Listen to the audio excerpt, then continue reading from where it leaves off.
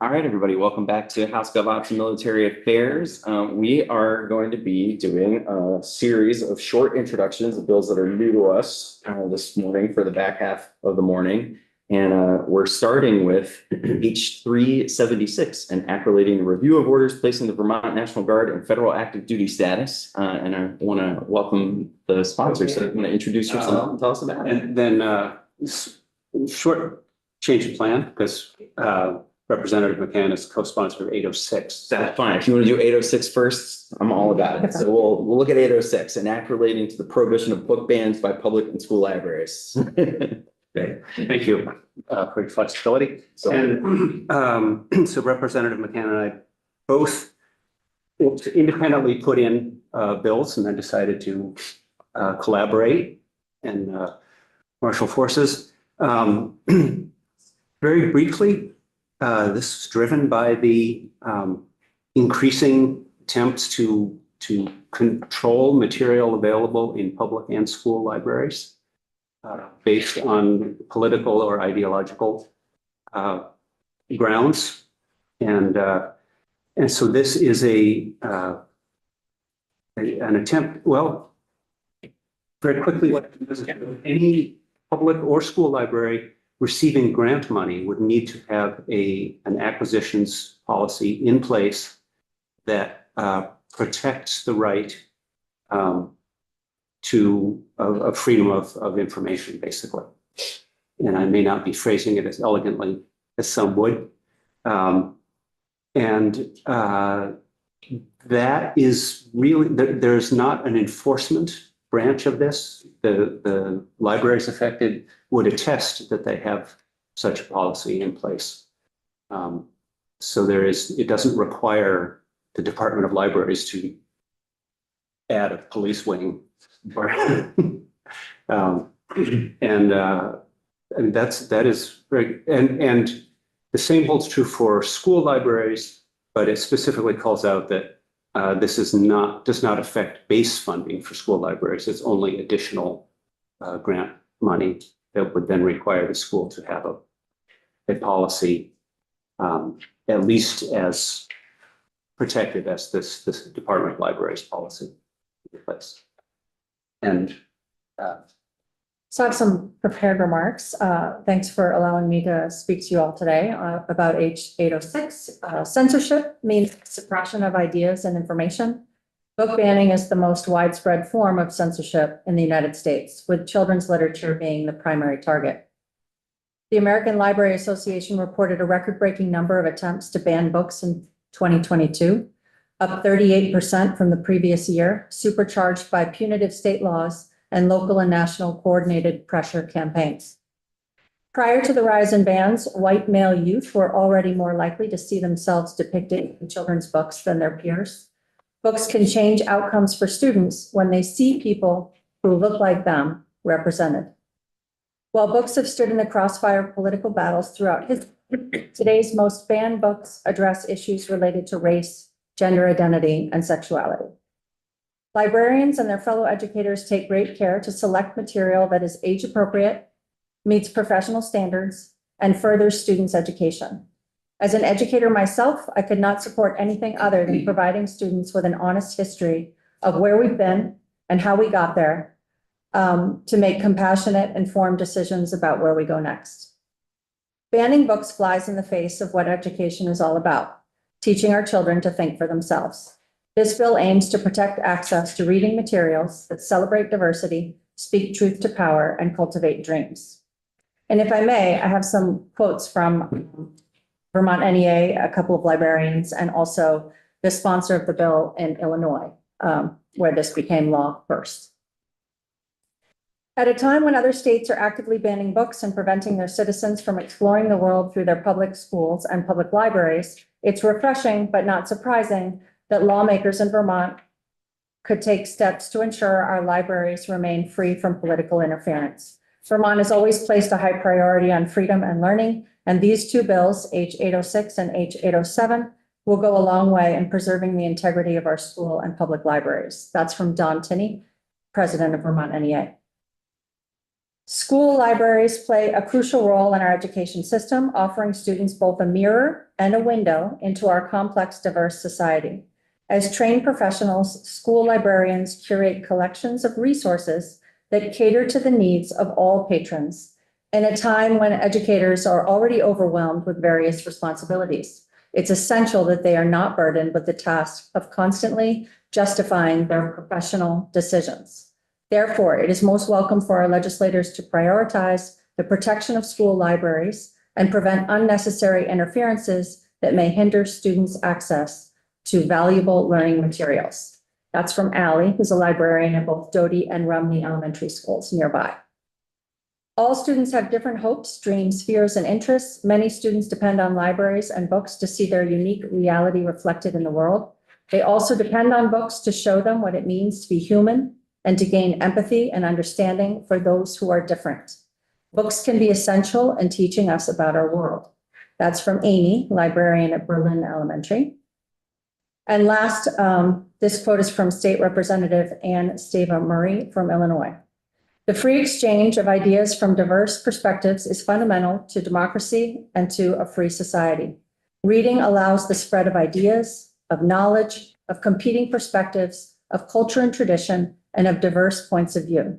When everyone can put their unique contributions out into the world, we all benefit. But those who are struggling for understanding and acceptance benefit most. I welcome the news that our movement to protect the right to read is spreading, and I'm honored by the esteem of my colleagues in Vermont. Questions on this one? Representative Hager? go ahead. Thank you. For either of you, can you tell me how many books have been banned in the state of Vermont so far?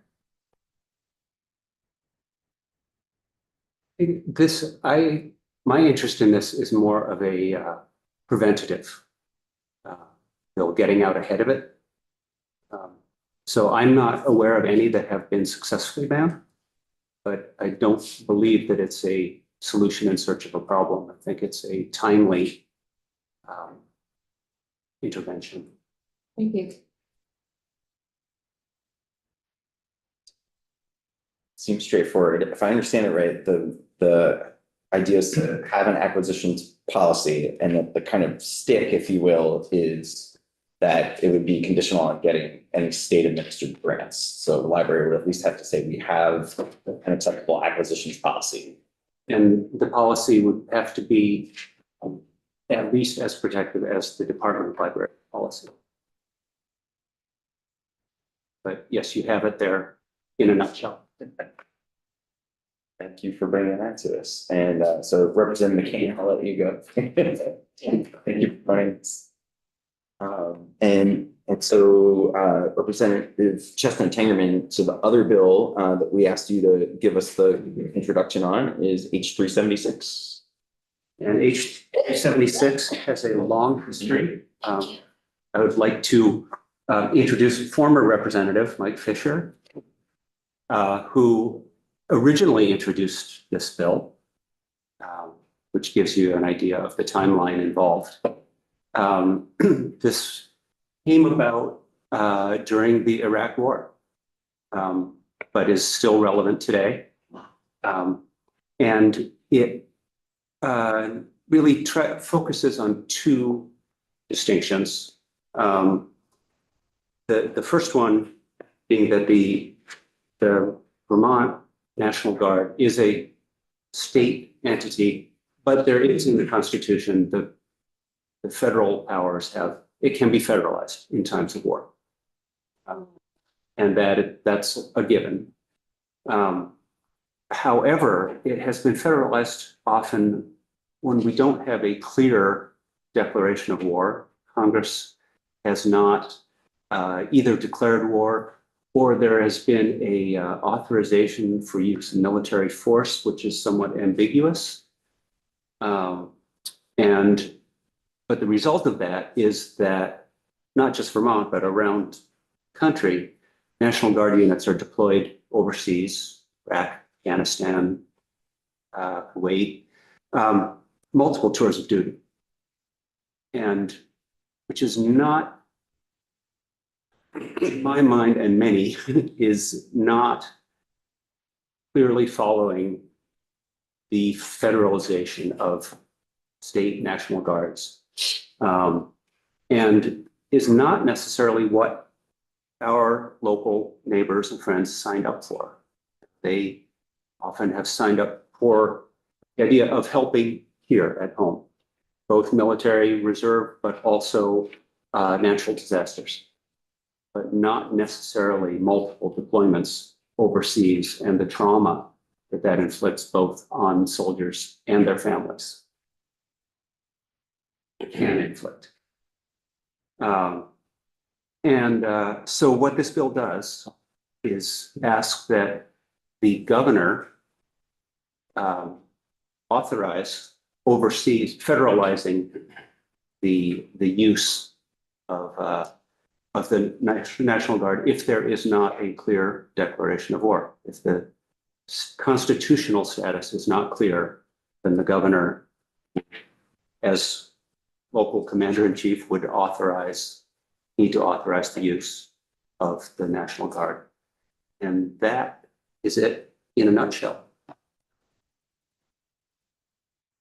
And that's a pretty big bill for a short description.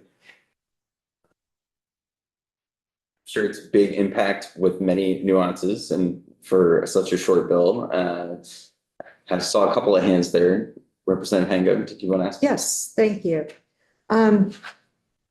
Representative Chestnut Tangerman, do you see this bill as delaying the time needed to deploy on an emergent issue when the Guard is called up for a federal mission? And how would that affect that response to that mission?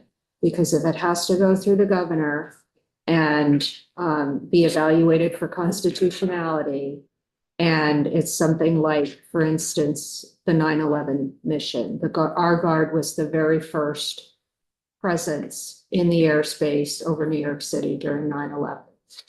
So this doesn't lay out a procedure for the governor to authorize.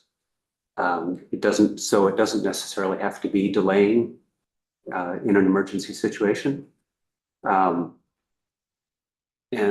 So I don't see it as a hindrance there. It could be, so the Guard, the Air Guard and the Army Guard can be drawn into the national, they become part of the Air Force and Army, I believe, as reserves. And that it's not that process that I'm questioning, it's the deployment in the absence of a rationalization for that and congressional action. But can the governor, if the governor authorizes it, it could be, within hours, I would think. Same one. Thank you for your input on that. However, having lived that world for 29 years, plus 9 years of active duty, but in the Guards specifically for 29. First, I would say that I believe I speak on behalf of all, but maybe, there may be a couple in the Guard system that would differ or feel differently, but that it's empirically clear to them that they have a component of state mission, federal mission when one puts their hand up and swears into the National Guard. Second, the other concern I would have is, depending on who your governor might be, that's pretty subjective on whether they can say yes or no to deployment of the Guard forces. And I believe you are flirting with federal law or statutes because of the construct that is there. I understand and can appreciate some of what you're saying, but I just see that being too big a rub. But that's me personally. I'm one person speaking. I appreciate certainly your experience and your concern. And this bill doesn't provide the framework. It raises the questions for an informed discussion. And that's the purpose of All right, thank you. Thank you very much, Representative Chestnut Tannerman, for bringing us two bills today. We're, given the number of ideas that we have on our wall for legislation, we are trying to give each bill a few minutes at least to see if the committee is interested in taking it a little further. And I appreciate you helping us be efficient by doing an older one and a newer one in the same city. I appreciate the opportunity. Thank you very much, and look forward to coming back to discuss both of these at your leisure. You have a lot of leisure here, right? It's all the time. Yeah. Thank you. Thank you.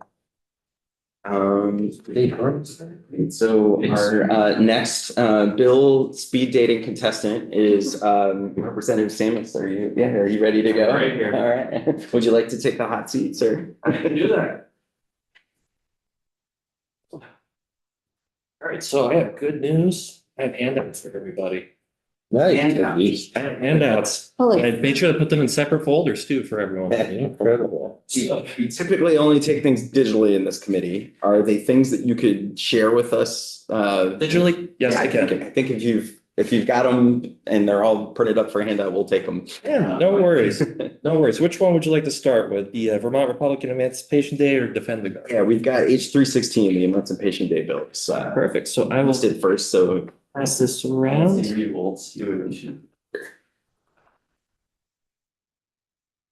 Have everybody situated real quick. There should be 5 that way. Here you go. Let's see, make sure we have enough for everybody. Might be an extra one on that pile, but it should be enough for everyone. Have you sent it digitally yet? I have not sent it digitally yet. I was on. Share. Sure. Yeah, no worries. May I take a seat, Mr. Chair? Oh, yeah, please. Thank you. Copy for myself, so that way I can follow along for everybody. And everything should be in the same order.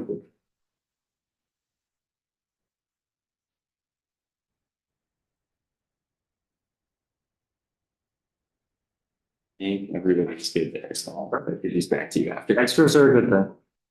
And as soon as I'm done here, I'll make sure to email this as well, so that way everybody has everything digitally and we're all good. So tell us about the bill. Perfect. Well, for introduction, my name is Representative Jared Samus of Castleton here in Vermont.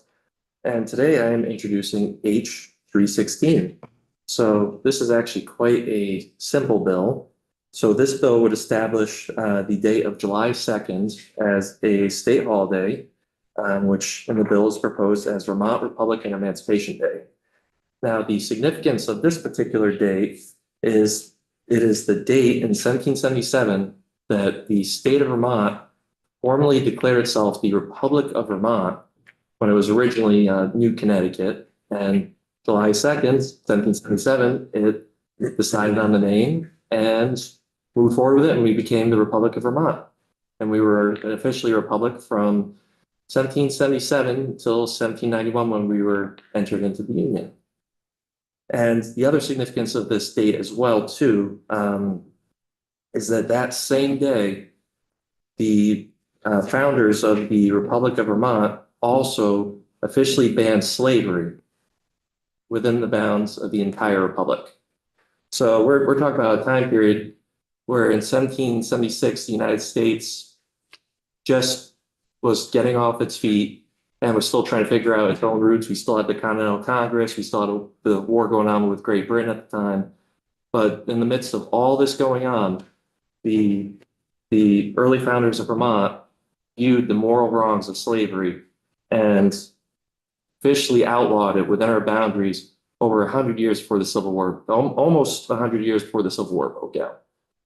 And it's actually, if you look in the little pocket constitutions that are handed out to us on the State House floor and that we get every year, when you go through the beginning of that constitution, all those dates are listed right there.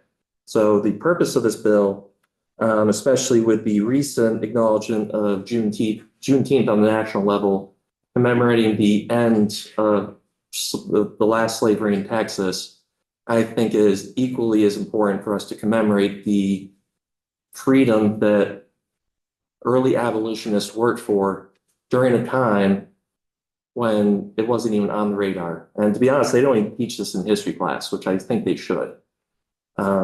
So that's the purpose of this bill, and it's very simple. There's no designated appropriations with it. It's something to bring it forth to attention and give people in the region access for historic sites and bring awareness to something that is really a part of our state history, which I think would be a great thing to talk about, especially with many of the issues going on these days, and stressing to people that, hey, Vermont has always been against this. We've been against it for over 2 centuries at this point, almost 2 centuries at this point. So that is essentially that in a nutshell, to put it quite frankly. Any questions from the committee? I also noted that another element of the bill is that several of our historic landmarks associated with might be relevant to the public, that you're making them free on this particular day as part of the bill. Okay. Exactly. And the beauty about this particular bill is that it commemorates not just one, but 2 significantly historic events to the history of our state, as well as the history of our nation on the same day, which is why I view that those particular landmarks should be available to the public on those days.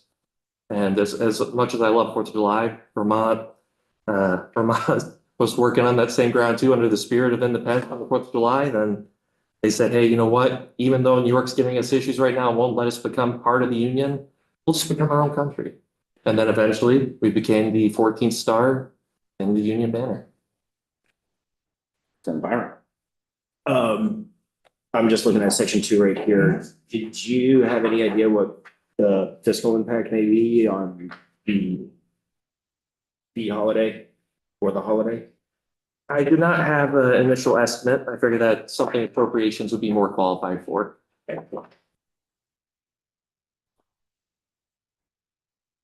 Any other questions? Thank you for the intro on 316. Oh, yeah, Representative Waters, did you have a question? No. Sorry, I heard your voice and was looking up at the fact. Great, so you also have H785 for introduction. Perfect. So this bill, and actually I think I'll pass these around. Going back to the old school techniques here. But here's some for you. And should be enough to go that way as well. So this bill is referred to as Defend the Guard. So this particular bill is actually quite similar to what Representative Yanchman was working on. However, this bill is particularly sanctioned by the national organization Defend the Guard. So the language that is put forth in this bill is actually currently in circulation in about 30 states across the country right now. And if you turn to your second page of the handout, I also made sure to include the talking points, some that were provided. So Defend the Guard in a nutshell, as previously established by Representative Chestnut Tangeman in his very similar bill, is essentially delegating the responsibilities of protecting our National Guard troops to our governor in terms of keeping them out of unsanctioned conflicts. So otherwise conflicts that are not officially listed by our, declared by our Congress as a state of war.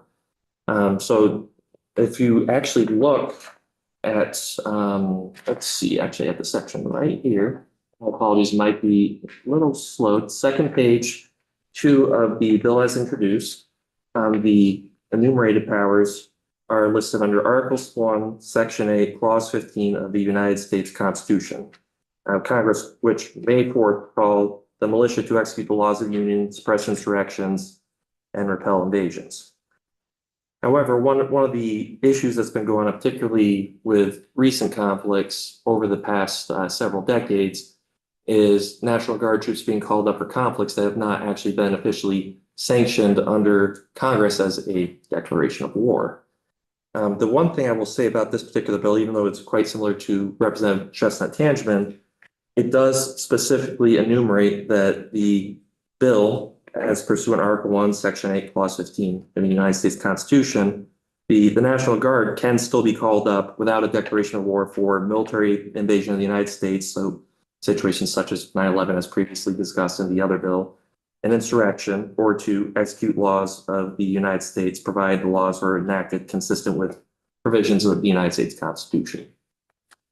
So essentially, at this point in time, it is, to be quite frank, the state government's telling the federal government, in order to take our National Guard troops, you have to follow the Constitution if you're going to put them in harm's way, which would be a formal declaration of war if they were going to be sent overseas. So essentially, this would fall under the 10th Amendment provision under the state's rights delegated that are not otherwise delegated to the federal government. So that's essentially in a very, very brief nutshell. So the thing I will state as well regarding this is that this particular bill has received endorsements from multiple ACLUs across the country. I actually, in your handout is a very extensive letter from the ACLU of West Virginia. My counterparts actually tried reaching out to the ACLU of Vermont, but we haven't heard back from them yet regarding this. And in addition to that, there's also an endorsement from the former Montana American Legion commander endorsing this particular bill. And there's multiple written testimonies in there as well.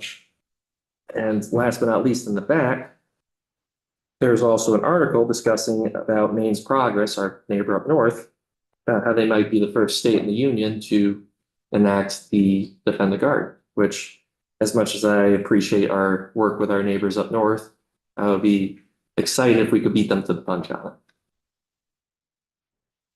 Any questions, comments from Representative Samus? Representative Byron? So with the structure and the funding mechanism that exists within our organization here, both the Army side and the air side, 98% of the funding that comes in is federal. So this could jeopardize that just due to engagement within the federal government directives that are brought forward by them.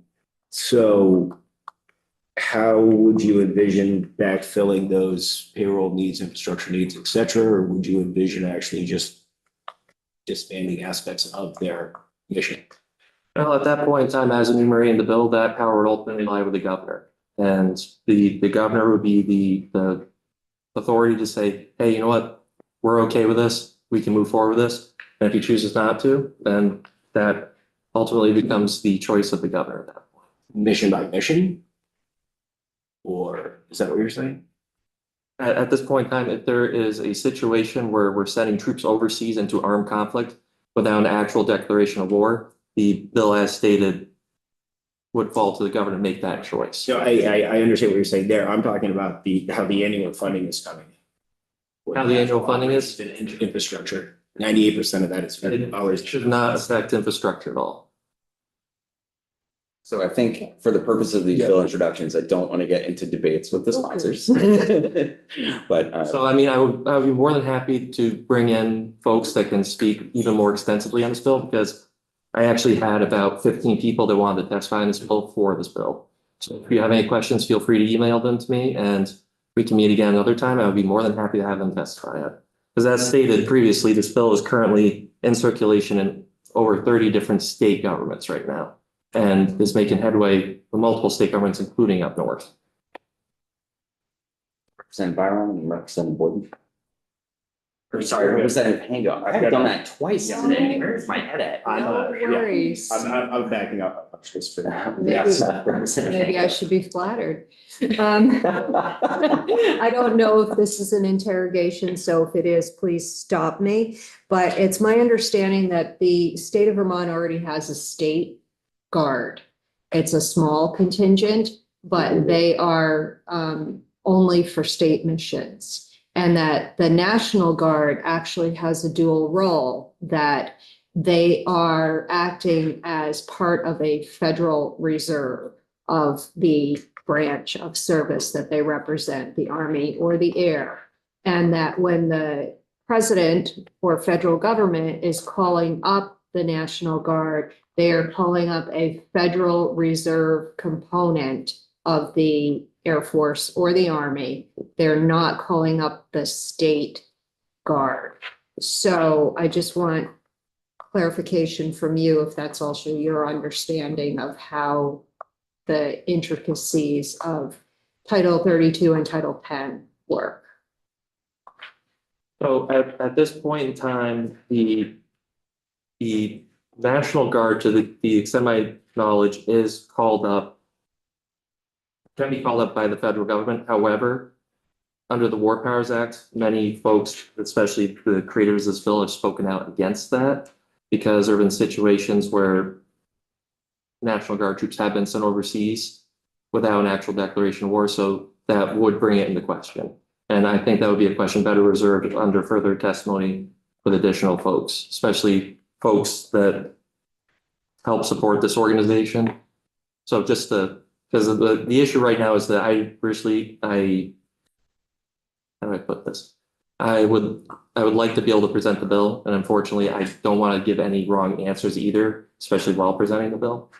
So I just want to make sure that, given the time with the proper interrogations, I can give you the information that you need for your answer. I just have one additional question if nobody else has a I question. think Representative Boyden, but You can, if you're happy. I just wanted to know if I heard you correctly, you gave some examples of non-combat or non-combat situations. So how would this bill, if it passed, affect being called up for situations such as going to help with Hurricane Katrina? It would not affect it at all. That's what I thought I heard you say. Correct.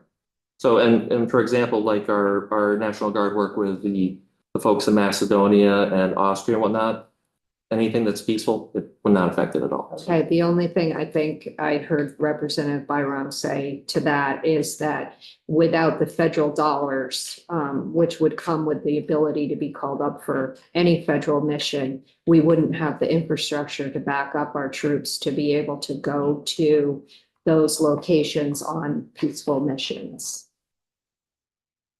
Now, at this point in time, as mentioned before, I don't think that would be the case. And there's 30 other states that don't feel like that would be the case either. Otherwise, that would be 30 states out of 50 across the country that would be risking losing federal dollars. So And this hasn't passed anywhere yet, correct? it's moving forward rapidly, especially in Maine. But it has not been enacted anywhere yet. Not yet, but it is getting very close. Thank you. Representative Boyden. I'm gonna touch on my question. You mentioned that it's circulating in 30 other states, but how many of those states have actually taken the legislation up for action? You know, we circulate a lot of bills, but a lot of them don't move. Well, I know to my extent my knowledge, New Hampshire actually is moving forward with it. It is actually passed the Arizona State Senate last March. It is moving forward in Maine. It's actually received endorsements in Kentucky. I could get a more extensive list for you if you'd like, for this brevity of time, because I know I only have 15 minutes to discuss this, so. Well, thank you very much, Representative Sanders, for the bills today. Yeah. We'll look forward to seeing you upstairs. So, Yeah, I'll be here, there, and everywhere, so if anyone needs me for anything, I'll let you know. All right, thank you for being with us today. Thank you. Representative LaBounty, I believe you're next up. Thanks for joining us. You're here to introduce H 308 and act relating to privatization projects. Mr. Chair and committee members, thank you for giving me the opportunity to speak on this bill. First of all, I want to apologize. I should have known better. I should have sent this to Andrea so you folks could have it, but I promise you that I will send it to you so you can have it in the record. Well, we've got the bill up, and if you do want to share your, Yeah, I just got some talking points. sounds great. The current law that controls the privatization of state services is broken. It contains huge loopholes that stop us from making sure that private contractors are making good on their promises to Vermonters. Right now, the definition of privatization contract is, in the law, is extremely narrow for a contract to qualify. It has to result in the elimination of at least one state position. The administration knows this, and so it really takes this approach. Instead, they privatize another way. They leave large numbers of vacancies unfilled and then move the work of those positions to private contractors, all without the privatization law ever being triggered. This bill will close the loophole. It would define a privatization contract as one that moves work currently performed by a given state bargaining unit to a private entity, regardless of whether a position is eliminated or not. The vast majority of the time that contractors claim to provide a savings over the public sector, they do so on the backs of their employees. Vermonters want to save money, but not at the expense of their neighbors. That's why this bill requires private contractors to provide their employees with wages, benefits, and employment protections like those currently received by state employees. If you can save money, but don't do it by taking advantage of your employees. Finally, this bill adds some teeth to the current statute. As things stand currently, even the weak standards of the current statute are almost impossible to enforce. For example, the current law requires that private contractors save 10% over the state. But when they don't, as with the case, the contractor that privatized the former Office of Risk Management, the state has no recourse to make them keep that promise. That's why this bill would allow the Attorney General to investigate these savings. If the contractor isn't realizing those required savings, then the contract won't be renewed, and the work would then come back to the state. All of this can sound a bit academic, but if you are a constituent of ours who hasn't been able to get through to their unemployment insurance or their benefits, or even somebody on the phone at the DMV because their call is being routed out of state, then these issues are all too real. Let's make sure our constituents are getting the services they deserve, that workers aren't getting exploited, and the Vermont taxpayers aren't getting ripped off. I can just speak from a little bit of experience on the unemployment. Being a bus driver, we were able to collect unemployment when the school is on vacation. And so is my wife also a school bus driver. And, the last past year, we called up and it says, your call will be received in about 180 minutes or 210 minutes. So you have to be on the phone all that time. And there has been a number of times when you've been on the phone for an hour and a half and you hear a click, you hear the dial tone, but now you have to start the process all over again. And actually, when we were on Christmas break, it wasn't until almost 10 days before we were finally able to get through. There has been some of the employees in the bus service that would call up on their lunch break at noon, and they would still be on the phone. And come 4:30, that's when the department shuts down. So then they have to start all over again. And a lot of these contractors are from out of state. And so anyways, that's the purpose of this bill. Questions for Representative LaBounty? So my one question is, do you have an example of a contract that has worked this way around the loophole, like a specific service or things that you think of how? I don't have any specifics. I'm looking to Tom Abnor, who is the political director for VSEA for the state employees. And he might be able to answer that if he may. Yeah, I don't want to take testimony on our bill introductions from that side, but if there's information that VSEA could send me, I am interested in this issue generally, and And we definitely want to take that during these quick bill introductions. I don't want to break our our rules and go. But Representative Burke, you got a question? Go ahead. This is, it's sort of a prong of the current discussion we're having in healthcare with prison corrections healthcare, where at one point in time it was all state employees. Then they brought in a corporate structure to supervise the state employees, told them at some point that they can fill their vacancy into state employees with private contractors, blah, blah, blah, blah, blah. Eventually it had completely gone into a private contract. Nobody lost their job, but a lot of the state employees quit because the work became unbearable. So the word that needs to be looked at.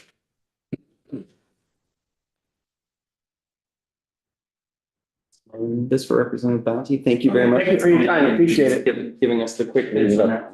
Thank you. Next, bill for introduction and our last one for, this morning, on new bills with quick intros is Representative Sackwitz, bill H 382. So Representative Sackwitz, thanks for joining us. Larry Sackwitz of Randolph. Thank you so much for having me. I am very glad to be able to present H 382. So my inspiration for writing this bill came from property in my town of Randolph, where we have basically a property has a small lot in the middle of a dense residential neighborhood, and it is packed with rubbish, trash. Like, we don't even know what's in there. It's been this way for years. Town has made many attempts to get it cleaned up, and it's been really, really hard. The current process that we have in Vermont for cleaning up these kinds of sites is cumbersome, and my bill would help give the tools to municipalities to make this process easier. Let's see. So the bill would do a few things. It would allow a municipality to compel a property owner to dispose materials at solid waste management facility. Disposal on one's property would not be allowed and would be subject to fines. It would create a new definition of unauthorized salvage yards. So someone who violates statutes that regulate salvage yards can be fined by the municipality. And it would permit municipalities to adopt an ordinance. I'm going to say this part slowly because it's quite a sentence. It would permit municipalities to adopt an ordinance that expands the municipality's regulatory authority to premises that constitutes a public nuisance due to the accumulation of rubbish, scrap, junk, abandoned vehicles, and violations would be subject to fine. So this is basically allowing municipalities to use the idea of a public nuisance, which is defined elsewhere in statute, to cover these sorts of properties so that the municipalities could basically fine them and get that process moving. So those three things together with sort of a constellation of pieces of new statute that together would help cover a bunch of different situations where towns have historically had trouble getting these kinds of sites cleaned up. Currently, municipality can place liens on properties for which fines have been assessed. But the problem is that in some cases, liens don't mean much to certain property owners. For example, the property we have in Randolph, we've been putting liens on their property for years and years. At the way the property is currently situated, it probably has negative value. So a lien on the property is not helpful. There's no incentive on the part of the landowner to actually do anything about it because of a lien. So what this bill would also do is it would allow municipalities to treat these types of liens the same way it treats liens for unpaid water bills or wastewater bills or taxes, and would allow municipalities to put these properties up for tax sale. So that's the real kind of ultimate like leverage that we would be giving municipalities. And again, this would be at the end of a fairly substantial process and would only need to be used for property owners that are extremely reluctant to comply with, with reasonable, ordinances. Now, for the small numbers of properties which are in really this kind of terrible shape, it can actually be quite expensive to clean them up.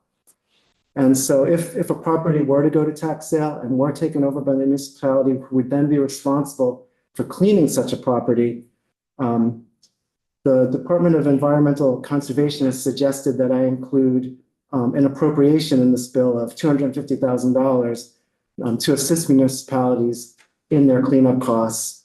The money would come from the Waste Management Assistance Fund. And DEC also had other parts of the bill were also incorporated language that they suggested, and were overall very supportive of helping towns make more progress on these types of properties. And, I'm happy to take questions. Representative Chase? I've got some questions for Ledge Council about page 4, line 5, but I'm generally supportive of this. I'm feeling a little protective of the automotive hobby. So can you elaborate a little bit on your thoughts about what constitutes abandoned vehicles, what the intent? I know that there's a different statute, but what's the intent of? Yeah, I don't think that this would, trigger that? yeah, no, it's a good question. I don't think that this would override any of the existing statute that concerns like junk or salvage vehicles.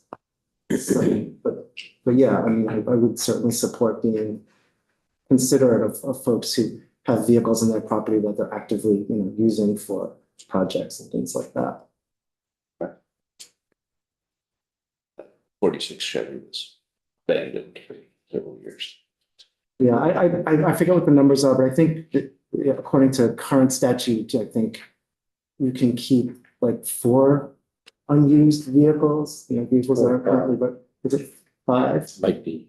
That you can keep on your property without triggering, these that are protected basically according to current statute, that doesn't trigger the salvage yard issues. But I would just love to see something like this happen. I'm on the select board in Randolph, and I've had sort of an insider view as to the real challenge in trying to get certain properties cleaned up. If you have a landowner who really doesn't want to cooperate, the process can drag on virtually indefinitely. And there's not that much that we can do about it. And the impacts on neighboring property owners it can be really quite severe. The folks who live, there are folks who live, with homes within 20 or 30 feet of these huge piles of junk in this neighborhood that I have, sort of in my mind is the poster child for this. And these folks really suffer, and they have to look at it every day. They have, and they're I know of at least one neighboring property owner in this particular case who tried to sell their home at one point several years ago, and they can't sell their house basically at any price because the neighboring property is so degraded and so unsightly that they've lost value in their home. So any additional tools that we can bring to municipalities to help clean these up would be great. And I guess the only last thing I just want to sort of reiterate is this idea that right now, the way we have it structured, even if you can make your way through the process and get a property cleaned up, the property owner can start the process all over again. They can get it all cleaned up, and then they can start accumulating junk again, and then you have to go through this all over again from scratch. So the idea that we need some additional tools to really encourage these sorts of recalcitrant property owners, of which exist all across the state, but are only a very tiny portion of property owners in the state, I think would be really helpful. One last one, Representative, we gotta move on. Just one example, I read about an old MRI machine that was stored in somebody's junk pile and I started cracking it open. And it went poorly. So very powerful magnets. And cobalt. Yeah. Yeah. Huh, interesting. Well, that I see you've piqued at least a couple of the committee members' interest here. Exactly. So thank you very much for bringing If you up. have additional questions, please don't hesitate to. Thank you Definitely been a conversation piece of my municipality. very much for your time. Thank you so much. All right, committee, one last item for us this morning. This should be pretty easy. I want to thank Representative Harrison for joining us. I want to bring everybody's minds back to last week, maybe earlier this week. Seems like a long time ago. We approved some language to put some guardrails on the $9 million in public safety communication task force money, which we've learned from Commissioner Morrison and others is really because of the way it came through the COPS grant. We don't have as much flexibility as we would have liked, but we were all trying to create some guardrails around it to at least get the Public Safety Communications Task Force ability to weigh in and guide some of the planning and implementation of that. Commissioner Morrison contacted me and Representative Harrison yesterday and was concerned about the approval language, about how strict the language was and how that may be a little bit too tight of a grip for the Public Safety Communication Task Force, and could conceivably, if the task force decided to completely override the department's recommendations, put the department and her as the person signing the federal grant request into a bit of hot water. I don't think that would happen, but just to make sure that we're doing this right, Representative Harrison worked with Legislative Council to try to put together a little bit of a compromise proposal, a little softer language. So I believe that that's posted now on our site, and just wanted to give you all a chance to look at the softened language because it may either be in an amendment or put into a bigger technical amendment that the Appropriations Committee would offer. So either way, I wanted to get your input before moving this forward. I want to thank Maria for being here with us. So it's under Maria's name. It should be, yeah, the one under Maria's name. Yeah. It's just the one page. Yeah, it's real simple language. Happy to be here. Do you want me to talk at all about the language? Know that we're hearing you.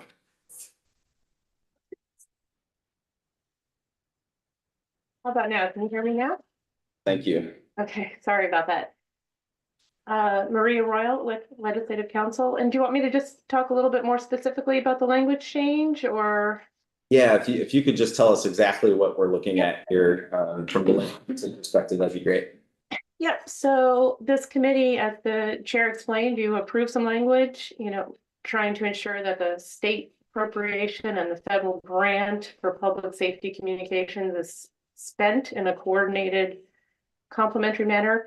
Almost all of those proposed amendments are left unchanged. And as the chair explained, it was the one sentence that required that any plan revisions, specific expenditures, et cetera, for the federal grant were subject to the task force approval. And I believe the commissioner has a legitimate concern in the event that there's not consensus there.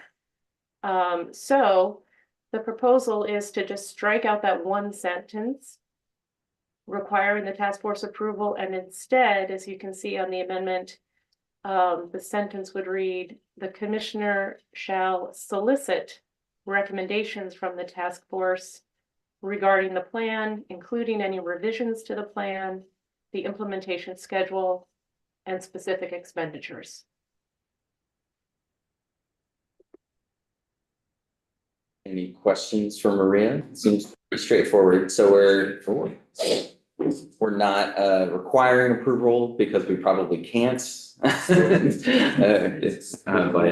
think that there's consensus between us who have been working on this and the commissioner that will get the task force's input on the use of the 9 million.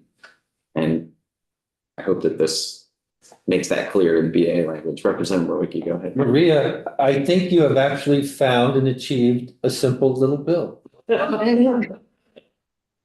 Oh, you know what? Don't say that. You're gonna jinx everything. Yes, famous last words. Any questions to the floor on this before we take a position? All right, could you just give me a thumbs up if you're okay with this? Representative Haga, Representative Morgan, are you all right with this Yep. language? Okay, Representative Bailey, are you okay with this? All right, so we're unanimous here. Maria, thank you for all of your work on this. Really appreciate all the back and forth. So I'll work with you, Representative Harrison, on exactly how we get this into the BAA, but I appreciate the GovOps taking a position. So I'm gonna let go, Maria. Representative Harrison, go ahead, please. Harrison from House Appropriations. Maria, before you leave, can you forward that language to Brady? Yes, absolutely. Thank you. So committee, we will be back here at 1 o'clock to look at H 585 and thank you for all the good work this morning. Sorry that